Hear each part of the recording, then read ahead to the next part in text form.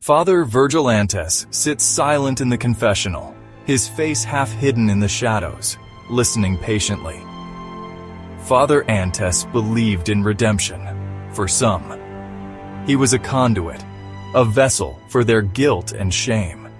But he was also their judge and their jury. A wealthy businessman confesses to stealing pension money. A teacher whispers about violence at home at the hands of her husband. A gang member admits to shooting a rival. Father Antes listened to them all, his dark eyes reflecting nothing but a cold, unwavering gaze. He offered no words of comfort, no prayers for redemption. Only silence met their pleas for absolution.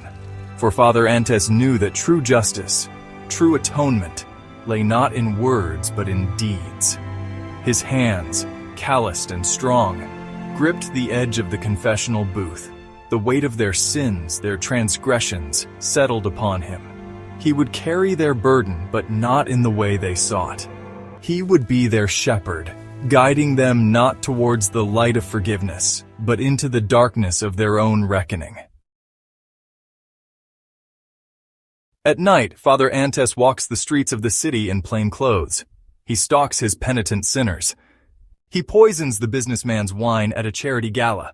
He lights the teacher's house on fire, ensuring everyone made it out safely, except the sinner. He corners the gang member in a quiet alley. No words are spoken, just the sound of rain and a single silenced shot. The confessional seems smaller tonight, the air even heavier than before.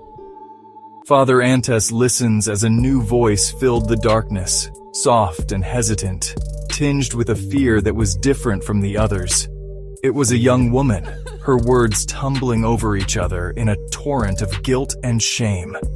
She spoke of a mistake, a night blurred by alcohol and bad decisions. She spoke of a man, his face a hazy memory, his touch a violation. She spoke of fear, the chilling realization that she had been drugged, her will stolen, her body used. And as she spoke, a flicker of something akin to pity stirred within Father Antes's hardened heart. This was different. This was not the calculated greed of the thief, the selfish desires of the adulteress, or the careless lies of the boy. This was innocence betrayed, trust violated. This was a darkness forced upon her, not one she had sought out. For the first time in a long time, Father Antes hesitated. His usual certainty wavered, replaced by a gnawing doubt. Her confession echoed in the silence, a desperate plea for absolution that he couldn't ignore. He had judged so many, condemned them for their sins, but something about this young woman's story gave him pause.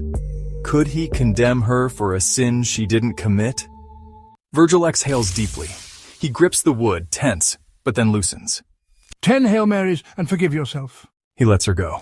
After a brief moment to gather himself, he returns to the booth, but this time a voice speaks from the other side. Bless me, Father, for I've seen what you do. The curtains are drawn aside. A detective stands there, gun drawn, sirens echo as Father Antes is led from the church. His face is calm. He was judge and executioner, until judgment came for him,